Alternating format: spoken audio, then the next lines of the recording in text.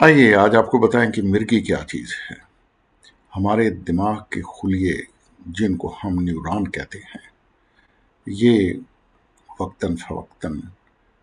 Electrical discharge کرتے ہیں۔ ان میں سے برقی لہریں اٹھتی ہیں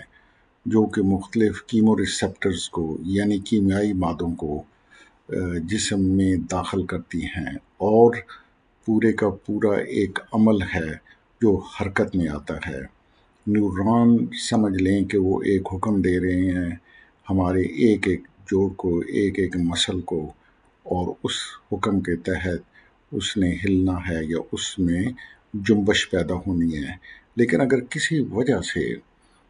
اگر نیورون زیادہ برقی لہریں پیدا کرنا شروع کر دیں تو پھر جسم کو جھٹکے لگنے شروع ہو جاتے ہیں، اور اس کے علاوہ جیسے آپ نے سنا ہوگا کہ مریض گر جاتا ہے، اکثر اوقات پیشاب خطا ہو جاتا ہے، اگر زبان دانتوں کے نیچے آ جائے تو زبان کٹ جاتی ہے، اور اس طرح یہ جو ایک عمل ہے دیکھنے میں بہت خوفناک لگتا ہے۔ لیکن اگر ہم اس کی تشخیص کی تہہ تک پہنچیں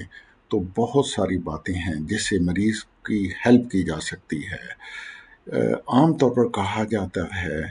کہ زیادہ تر جو کیسز ہیں ان میں کوئی انڈر لائنگ وجہ نہیں ہوتی جس وجہ سے مرگی ہوتی ہے، لیکن جب کوئی وجہ ہو تو اس میں عام طور پر یہ دیکھا جاتا ہے کہ کہیں کوئی پرانی سر کو چوٹ تو نہیں لگی ہوئی ہے، کوئی دماغی رسولی یا ٹیومر تو نہیں ہے،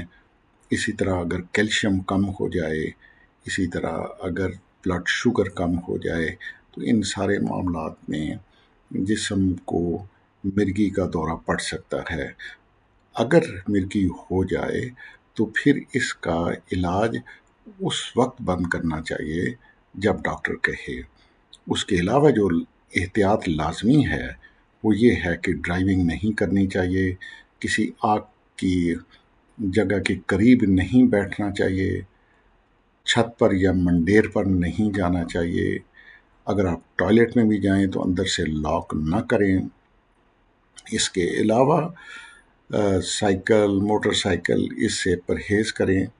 اور سب سے بڑی بات یہ ہے کہ جو ڈاکٹر آپ کو دوائی تجویز کرے اس پر بالکل کارآمد بالکل سختی سے اس پر عمل کریں، اور اس کے علاوہ آپ نے اس بات سے پرہیز کرنا ہے کہ